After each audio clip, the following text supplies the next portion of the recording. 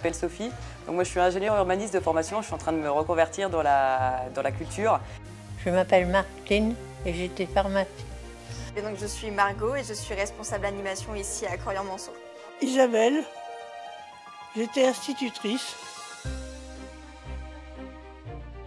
J'ai l'expérience maintenant en visio et en présentiel, donc je dirais que c'est un accès à la culture simplifiée pour les personnes en EHPAD. Voilà, ça permet d'avoir la culture qui vient à nous et de pas besoin d'aller se déplacer.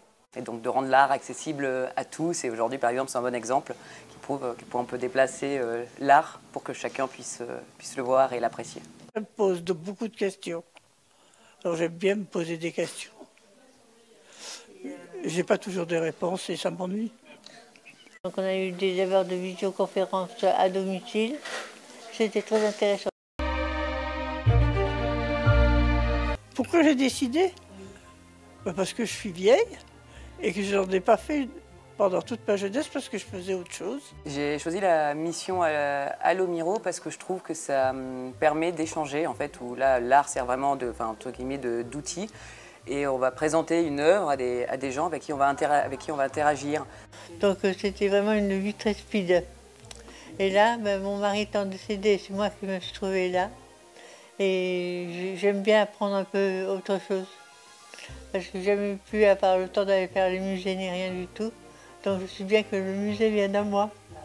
C'est hyper important. Pour moi, la culture, l'art, c'est hyper important que les résidents puissent avoir cet accès-là, et puis parce qu'on se rend compte que ça leur plaît, tout simplement. Là, j'ai vu que ça prenait, que ça leur faisait du bien, que ça leur faisait plaisir. Le rôle social est thérapeutique.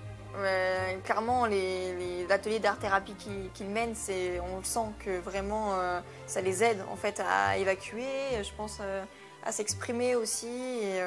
Et voilà, et même socialement, en fait, oui, ça permet de créer des liens. Il y a beaucoup de résidents qui se parlent après entre eux.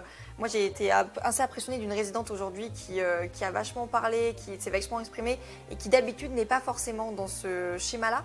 Et donc voilà, on se rend compte que ça permet aussi de réveiller des souvenirs. Ça fait appel à la mémoire beaucoup, à des souvenirs. Et puis il y a des choses qu'ils ne connaissent pas. Comme vous dit Madame Pajanian-Di, c'était des choses qu'elle n'avait pas le temps ou qu'elle n'a pas eu la possibilité de faire, l'occasion de faire.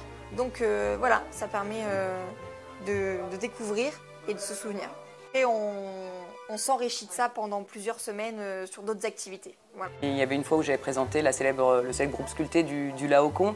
Et cette fois-là, par exemple, elle m'avait particulièrement marquée parce qu'il y avait eu de l'émotion, vraiment, que j'avais ressentie en fait, chez les gens qui avaient pu voir cette sculpture, dans laquelle on peut lire un effroi incroyable dans la représentation des personnages, et ils sont très expressifs.